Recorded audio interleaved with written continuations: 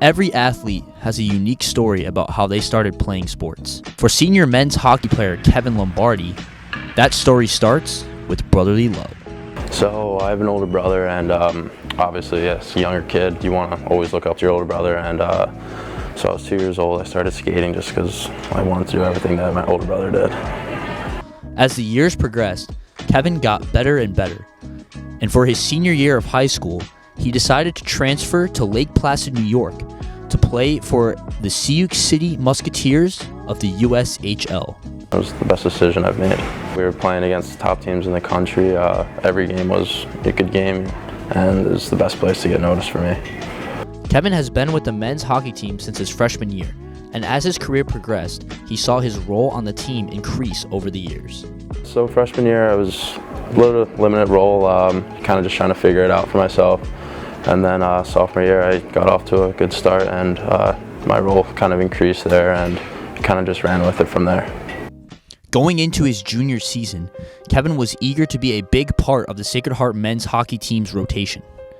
But then, halfway through the season, in a game against RIT in January, Kevin took a hit to the knee, which resulted in a tragic injury, a torn ACL. My initial reaction was definitely a little concerned. I was right there. I saw it happen.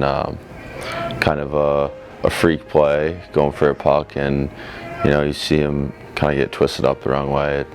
A little nerve-wracking, but yeah, I was just concerned right off the bat. Honestly, I just kind of remember looking around, kind of thinking this isn't happening right now. Next thing I know, I have everyone around me. I'm crying not because of the pain, just because I know that it's pretty serious, and I know no athlete wants to sit out, and I just kind of knew right from the start that it wasn't great. This injury was a huge setback for Kevin, but he was determined to rehab and come back even stronger. The first couple of weeks was definitely the hardest. I was still really upset about everything going on.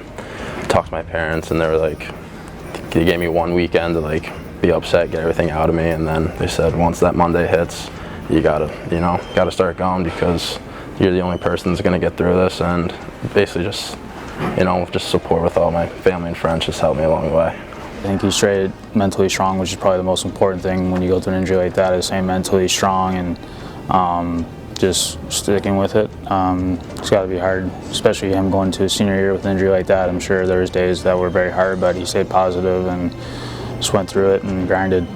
Kevin's timetable to return from the torn ACL wasn't until December 2022, but his recovery went better than expected, and he was able to skate in the first 3 games of this season. I think just seeing how hard he worked to get better and get back as quick as he did was pretty inspiring. If anybody could do it, I knew he would be the guy to do it. And I'm sure he followed doctor's orders to a T, and he probably went above that. Last weekend, in a 5-1 victory against Niagara, Kevin scored his first goal since the injury, a perfect ending to his story of hardships and recovery.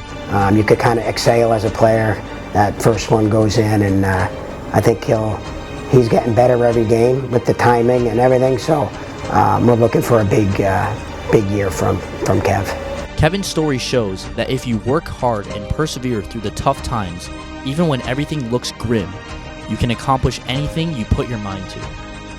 With Sacred Heart Sports Media in Fairfield, Connecticut, I'm Thomas Bucciafero.